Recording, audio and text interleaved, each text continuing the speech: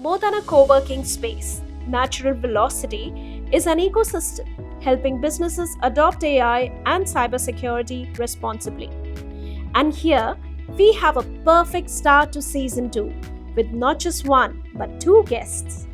At the helm is CEO John McGiffin, a seasoned leader in AI, cybersecurity, and engineering, turning complex challenges into smart solutions.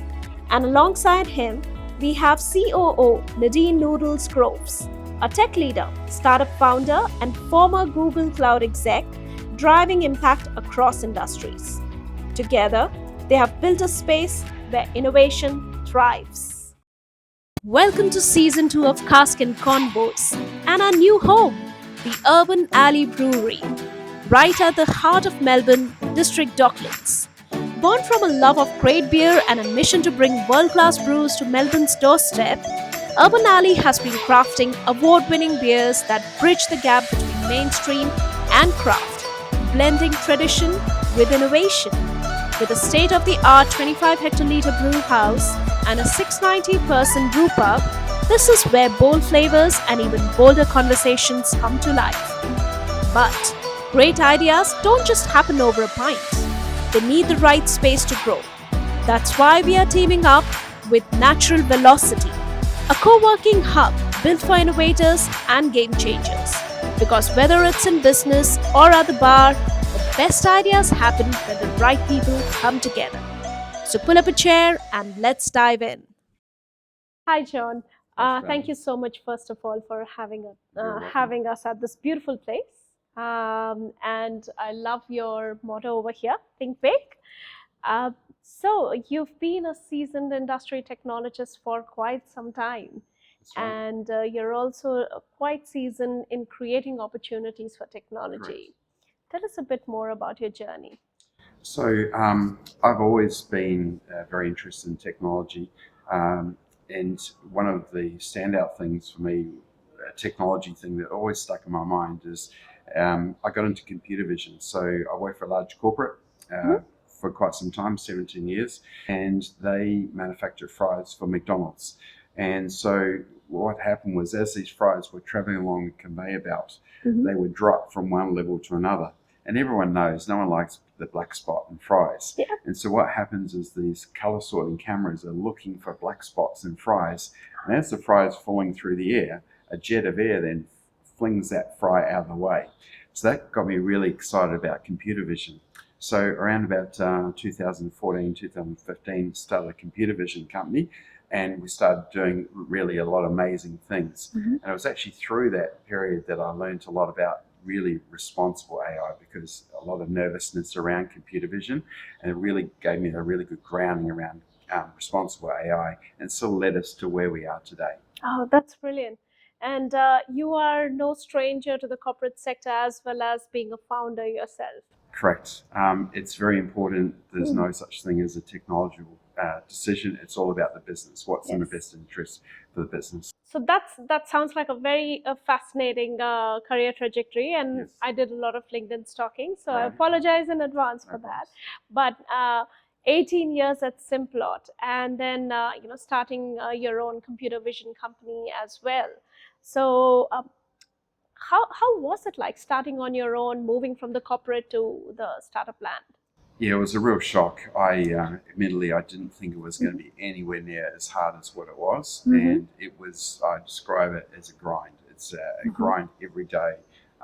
You think you've got the best ideas in the world, but you've got to then convince customers that they should bank on you, and that your ideas are something they're going to help their business. And so to come up with something new that potentially no one else has come up with is quite a challenge.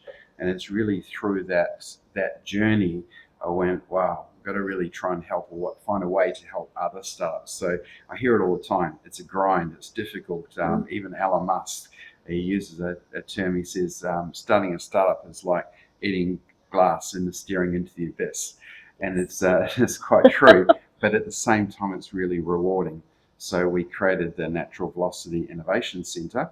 You'll see it's part of an ecosystem, hence why we have Think Big up here.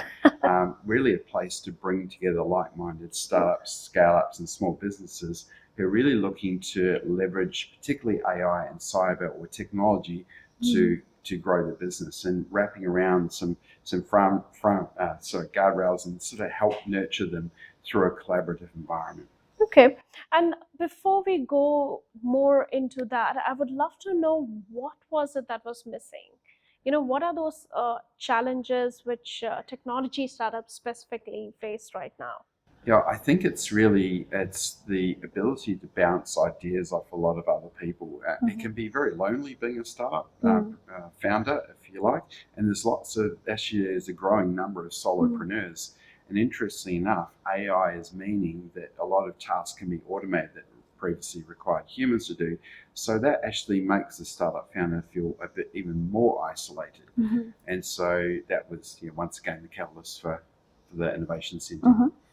I think of late, as you just now you touched upon the fact that with AI, solopreneurs are getting even more isolated, Yes. more solo, as you would say. That's right. Technology landscape is changing massively. What do you think needs to happen more from a Australian technology space specific? Yeah, I think support for startups and scale-ups, for that matter, and small business really needs to step up in Australia. We're actually a long way behind the resources that a lot of other countries provide.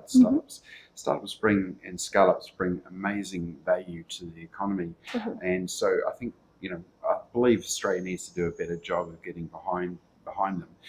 As it turns out, by 2030, we're going to need about 129,000 additional AI people and 46,000 additional cyber people, according to a recent ACS study.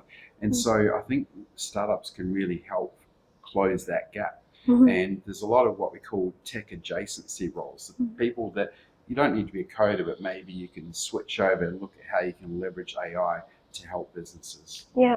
And I think that's a really good point that you've made, because I feel it's not just an AI startup that utilizes AI. Literally every organization, from a startup scale up to a full scale organization, all of them are using AI in some way or the other. That's right. So you need to have that infrastructure for it. And that setup for it. Yes. So definitely there is that need to know also what's best, which comes from a bit of sharing, That's right. bit of cooperation, collaboration, Yes. and just bouncing ideas off each other, as you said. Exactly. So one of the key benefits with what we're doing at the Innovation Centre is the fact we're a technology company running a co-working space. We're not a co-working space that's there for providing desks. It's a very big difference. And so this means there's a lot more support for startups and scale-ups to help them be successful. So if you want compute, we've got that. If you want to host, we've got computer rooms. There's if you want AI experts, we've got resident AI experts, we've got resident entrepreneurs, people that have been through the pain of startup life that are willing to put in some time to help startup founders and scale-ups, for that matter, as well. That's brilliant. And from my understanding, you're literally taking the spirit of collaboration right up to the way you form Natural Velocity. So you've got yourself, and then you've got Noodles as well. Tell us how everything came together. So Noodles and I actually met at an event, and Noodles has a lot of experience in the government sector. She's previously worked for Google, and clearly we got on really well. And actually, as it turns out, we've assembled an amazing team of people behind Natural Velocity, all are very values driven. So we want to make the world a better place. We want to demonstrate that you can actually use AI for good, and by putting guardrails and firewalls and those sorts of things around it. So this is a big driver behind the whole team at Natural Velocity. Sounds amazing. Welcome, Noodles. Thank you for having me. Lovely to have you with us, Noodles, and thank you again to both of you for having us over here. Noodles, we were talking to John about how things came together with Natural Velocity. I would love to hear your perspective. What made you come and work on this project? That's kind of a fun story that we enjoy to share. John and I met at a international standards event with Japanese government, funnily enough. And we were having a great conversation across the table, and I loved the way that he pitched and the way that he told his story. And I was looking through and I found a hole in his product at the time. And we had a bit of a conversation about that. Yes. Put me on an NDA, I can help. And things sort of went from there. John and I like to approach problems in the same way, and we have a big passion for getting it right. It doesn't always follow the line that you expect, but we have a lot of fun along the way. Yes. That sounds very interesting. I would love to explore a bit on when it doesn't follow the line along the way. Do you have any stories to share? We have a few. So obviously there's a bit of an age difference between John and I, and he doesn't do much on social media, doesn't know much about some of the movie references and some of the pop culture things. And obviously that there's a couple of oceans between where we grew up. So Yes. we have a lot of laughs at each other, Yep.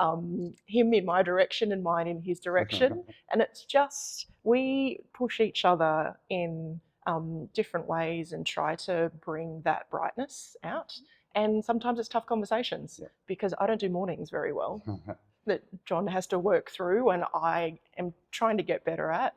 And similarly, we have very different backgrounds in terms of how we approach work. I'm much more of a positive and collaborative, and John's used to doing a lot of admin and a lot of C-level direction and those sorts of things. So I get to learn a lot from this wonderful human being as we go through.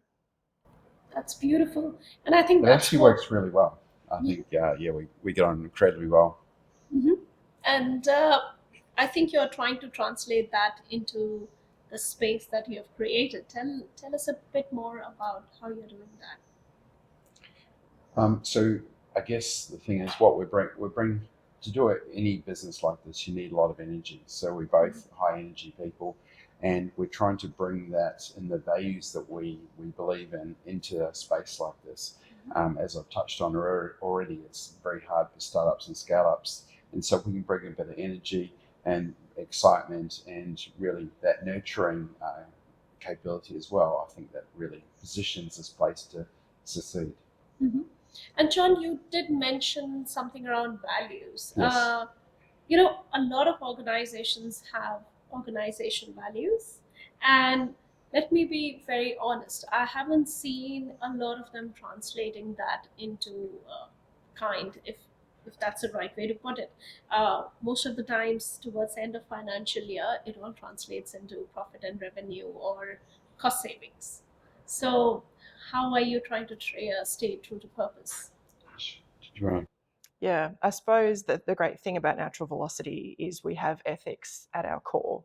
So we are fostering an environment where people are encouraged to be collaborative, encouraged to do the right thing, and we have a lot of frameworks that we're aligning to make sure that builds happen in that way.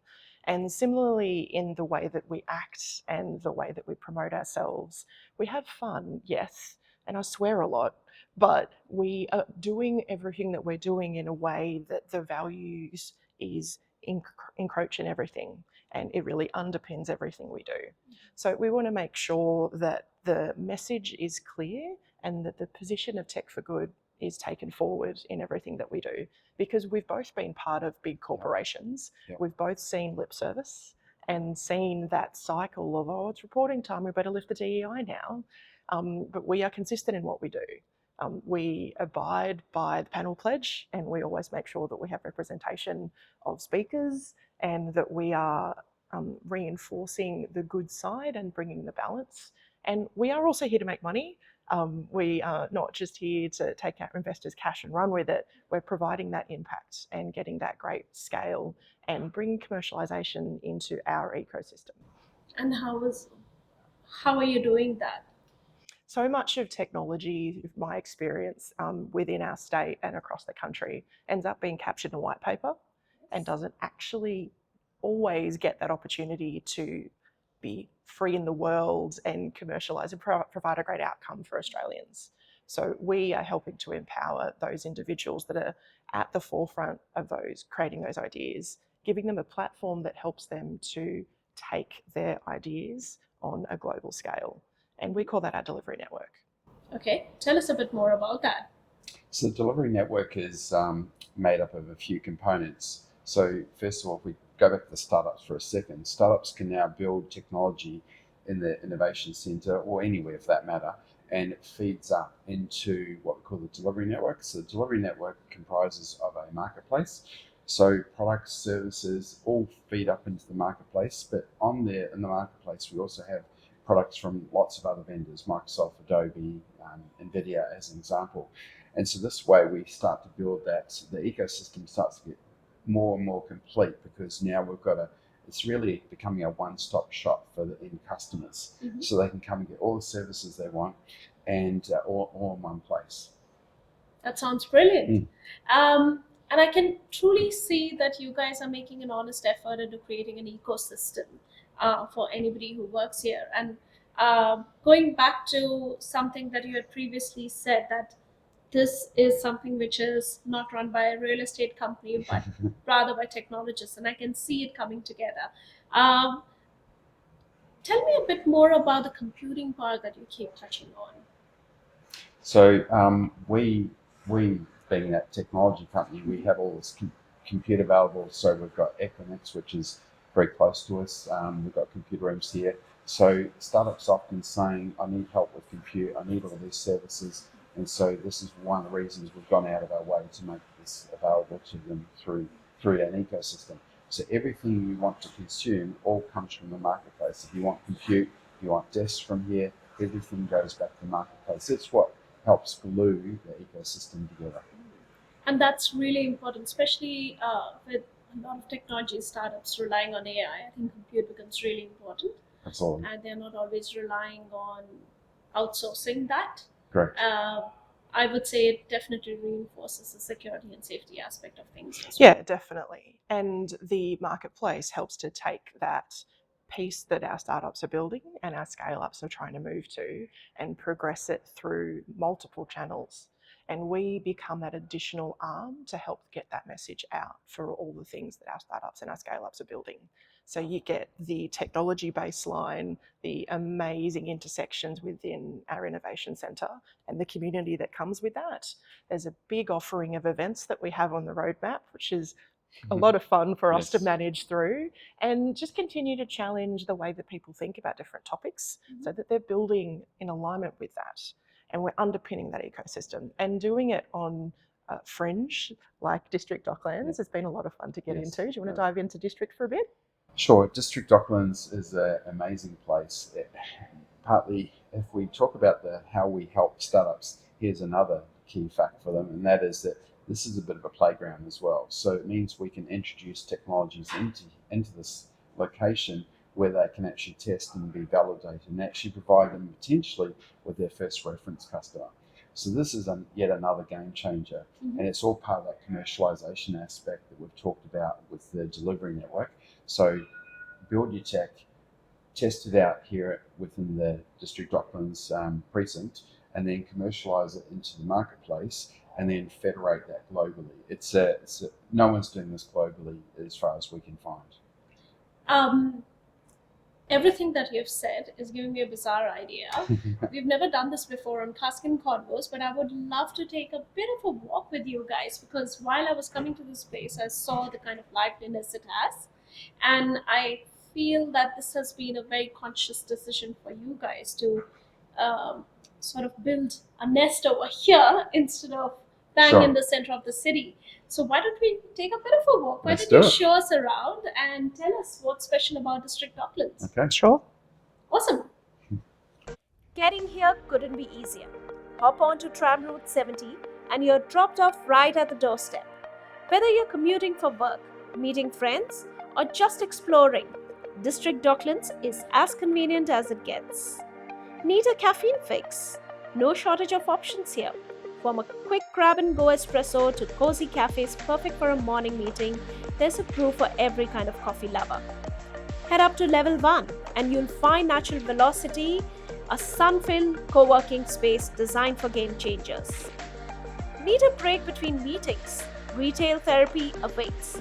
From fashion and lifestyle stores to wellness havens, Docklands is packed with spots to refresh and recharge.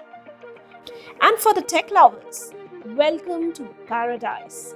Whether it's mind-bending visuals at the Optical Illusion Gallery, a fully immersive 3D sensory adventure at Dreamscape, or catching the latest blockbuster, take on the high scores at Archie's Arcade, for there's no shortage of ways to unwind.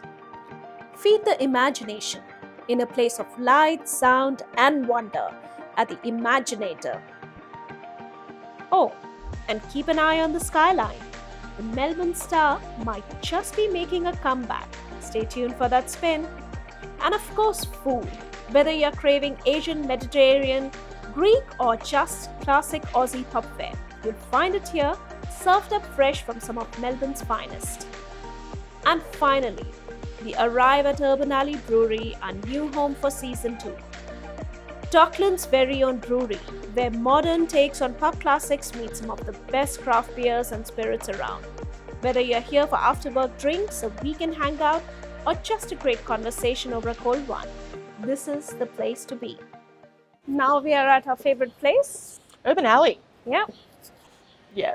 So I believe these guys brew their own beer. Is that what it is? Yeah, and it's award-winning. I've tried the slap shot. It's one of my favourites, and I'm not a huge beer fan. So it is something that I go to on the regular when I'm around here. Okay, I'm not a beer drinker myself, so I might try that. That's a plan. That's definitely a plan. All right, so in the true spirit of Cask Convos, we literally found some casks. What a fitting transition. I know, perfect transition. And again, we are still at the Urban Brewery at the front side, which is an active bar, beautiful space. And I love it especially because it's got some good casks. Definitely. So, this is going to be the new home of Cask Convos for Season 2. Private function space Yes. within Urban Alley Brewery. Welcome. Thank you It's so our much. pleasure to have you here. Thank you so much for having us. So what you're seeing is a whole heap of boiler action. There's a lot of metal behind me. This is how Urban Alley really finalised their process in their beer making. It's a good spot and it's a very intimate location, and we look forward to having you here. Thank you. Looks great. I love the boilers. They're amazing. I've never seen something like that earlier. So, So it's still in the flavour of casks, still very booze, yes, but not absolutely. necessarily wine. And I can see they have got some good collection over here. What is your favourite poison? Whiskey. Oh, she's a whiskey girl. Okay. Whiskey actually, and spicy margaritas as well. Spicy margs. Yes. Okay. Mine is not up there. It's the monk. The rum. No, Frangelico. That looks like the monk with the rope. Oh yes, Yeah. yeah. That's Oh, my favourite. That's interesting. Yep. We should probably get that sometime. Definitely. I think I can. Well, Noodles, while we wait for our drinks, I'm very curious to know about a couple of things which I found on your profile. But first, why noodles? I love this. Thank you for the question. So Noodles is the hair. But growing up, I've got all sorts of variations of my name. So I didn't come out of the womb as Noodles. I'm Nadine, but I've been called Nadine, Nardine, all sorts of animal noises at the start that you can think of. It just became a lot easier to be Noodles. And that is how I introduced myself. It's something that I've lived and breathed for quite a while now. And I actually went so far as to trademark it. So I own the trademark for Nadine Noodles Groves. Okay. That is very interesting. So if you own the trademark for that, does that mean nobody else can be called Noodles? Or Well, there's still noodles from The Offspring, and there's all sorts of things. And noodles are a food item. Yeah. So no, there's some interesting IP detail to go into there. But it does mean that I get quite a lot of license over what I put my brand to. And I do realise that there is more to brand than name, and there's more to name than brand. I must confess, as I told John, I did a bit of LinkedIn stalking. In fact, a lot of LinkedIn stalking on both your profiles. And what interested me was culturalist and porpophile. Oh, well done. You pronounced that really well. Thank you. But I'm curious, what does that mean? So the cultural side is an interesting one, and we create bios to be grabby, right? To really grab an audience in, so they dive deeper and have a look through. Culturalist is the beautiful mixing pot of culture that I bring to just about any team that I'm in. I'm a challenge and a victorious punch in the air at the same time. So Love that. We'll get into that when I talk to you about my startup outside of Natural Velocity, but cultural is definitely about bringing people together, bringing people into conversation that aren't necessarily participating, acknowledging the introvert versus the extrovert, and that, you know, different mindsets might be a little bit more reluctant to share ideas in a sort of collaborative environment, but everybody has the opportunity to, when they, you know, given the right leadership and the right guidance and the right support to be their true selves in any given opportunity. And also, I've spent a lot of time in big organisations, so the other word I love is silo busting. I don't like it when people are stuck in corners and don't have the opportunity to collaborate. And some do that by choice, I understand that. But there's also plenty of opportunity for us as humans to do good things and connect people to make sure that our entire society is producing great outcomes. So Perfectly that's where said. that comes from for me. And what about the porpophile bit? Well, you sort of see it right now. I'm very, very proud that Natural Velocity went with the purple logo. It was my vote.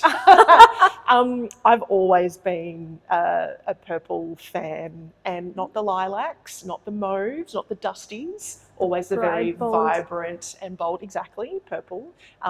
It's just me. It's what I gravitate to. It's the colour that I enjoy. Well, maybe that's one thing which is similar between us. I love purple myself. It is actually one of the Dot Infinity palette colors as well. Beautiful. So yeah, always go bold, right? What's Yes. the point in being wishy-washy? Go bold or go home. Yes, exactly. There's one more thing on your profile which interested me, and that I think sets you apart from John quite considerably. John has had his experience mostly in the corporate sector, and then he moved into founder land, whereas you definitely have experience with corporates, but your principal experience has been in the public sector with governments. And I think you call yourself also the public sector sensei. I do call myself a Yeah. public sensei, and I suppose to unpack the sensei piece, I had to sort of tell you a bit of my story and how I came to be where I am today. So I started off as a door-to-door rep fresh out of high school, and I did an 18-year stint at Optus. Now, some might say I'd get less for murder, but it was a really formative time, and I've done every role you can think of, from admin through to leadership and sales. And I ended up leading the Victorian government portfolio, particularly with a focus on Department of Education for Optus. So if a school was unfortunately to be without a service, then I was the person who got that phone call and would manage with the school to make sure that they were still online, so that we had duty of care obligations covered. From there, I was headhunted into a little telco called Vocus, who aren't actually small at all. They do some amazing things in deep sea cables, really, really great defence contracts, and are actually managing one of the cable builds for Google at the moment. And Google's a fun segue, because I got approached by a recruiter from Google. And when it hit my inbox, I thought it was a joke. I did not believe it at all. It took a couple of reach outs. Before we had the conversation, I realised it was true, and went through the process, and it was just an exceptional experience. And I was brought on to lead public sector for Victoria and Tasmania. That sounds very interesting. It really was. And so I've had a good, almost 20 years now of experience supporting public sector from various roles. So I wear the sensei hat, and I wear it boldly, because any role where you are dealing with government, you need to understand procurement, understand red tape, understand that the principal function of government is obviously to support the citizen, and to make sure that they're using making responsible use of public funds, I believe the term is called. So there's a lot of scrutiny over everything that occurs, and procurement is near and dear and is followed very, very strongly.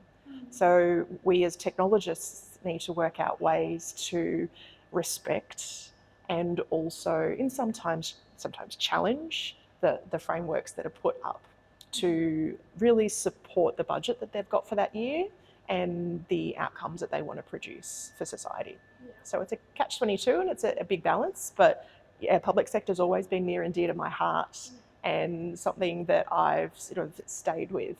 And that led to my involvement in AAAA. So I sit on the national board. I was elected last year now, so in my full year of service. And we're the peak body for ICT. So there's a lot of federal and state lobbying, policy setting, collaborations, they're bringing industry to the table with government to ensure that we're creating, great policies and protocols and legislation that supports a vibrant sector here in Australia.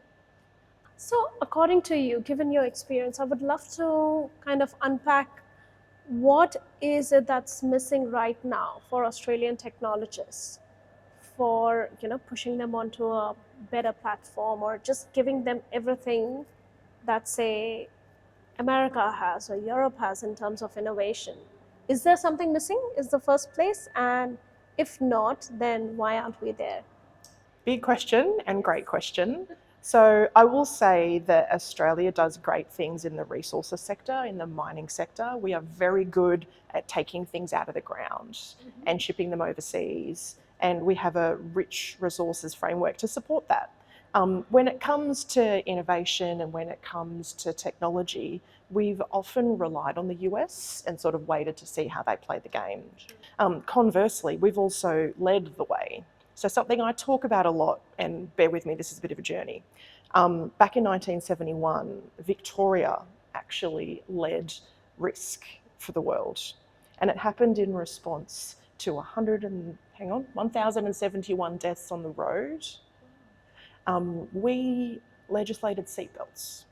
We were the first jurisdiction in the world to do that. I did not know that. Yes. And it is something that we started back in the 70s, and so many jurisdictions have taken it up since. And since then, you don't see anywhere near as many deaths as we had. Like 1,071 is a big number.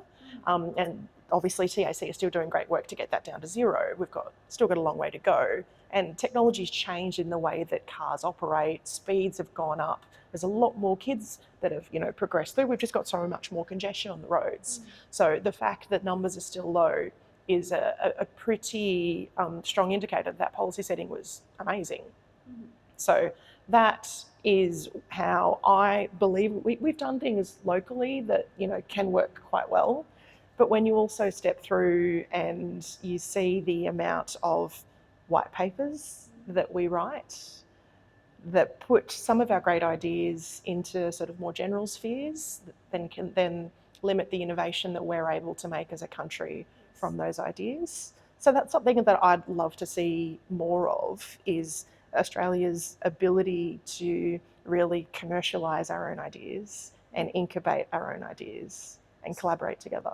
How can we fast track that? Funnily enough, we've started a business called Natural Velocity that does cover a lot of the concerns that I've had through my entire career. So it's just so fortuitous that John and I met and that we've started this, great little ecosystem. And again, Natural Velocity is a physical space. At the end of the day, it is a space in Docklands. How are you guys making it more than what it is? And I know that you are trying to make it more. I can see it in all the conversation that we are having right now. We want to know more. Ye of little faith. So our innovation centre is definitely phase one. But the crux of what we've been building as a group and as a like-minded exec here at Natural Velocity, the focus is the marketplace. And that delivery network that we've put together that enables our startups in their innovation centre, our scale-ups in the innovation centre, to have that additional channel when they're building their technology, they're building their widget, building their products and services.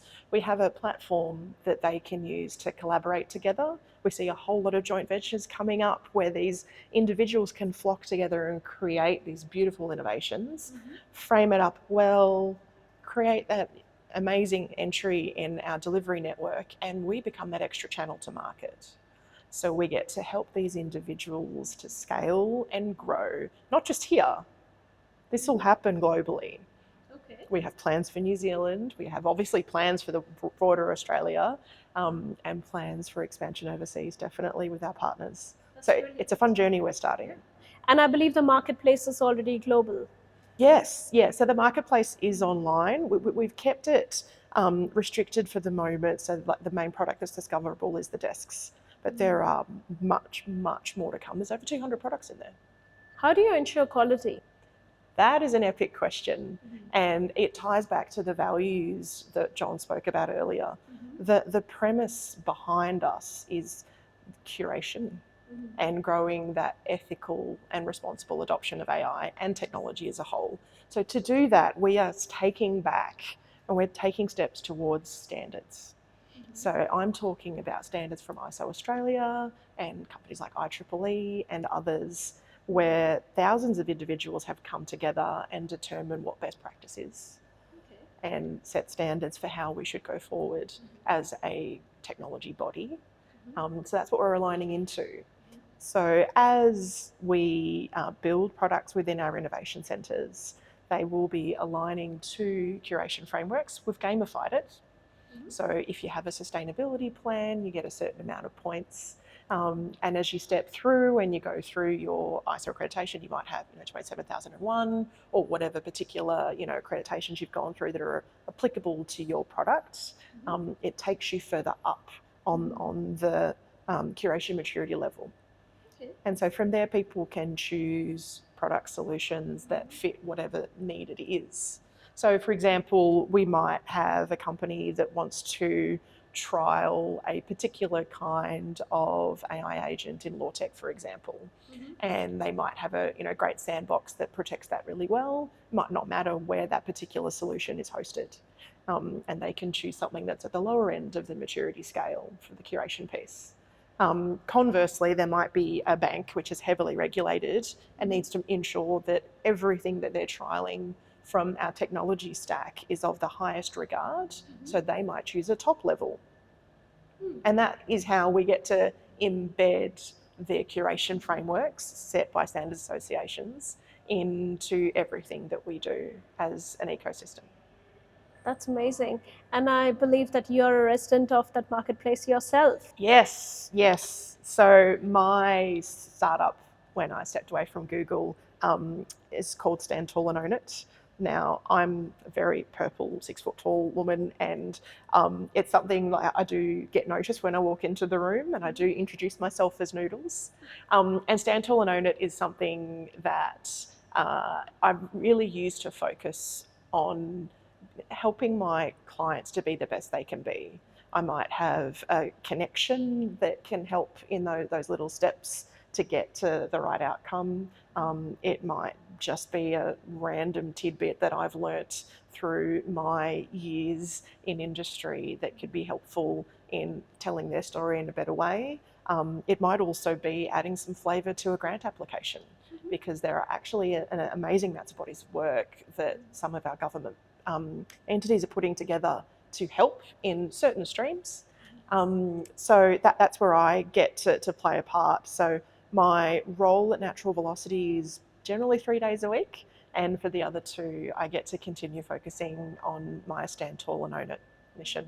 So my life is challenging, but I've taken the red pill from the Matrix. I don't really want to go back to corporate life, and I talk about my very dense portfolio that keeps me busy, keeps me motivated, and allows me to make some real change in our little world. Beautiful.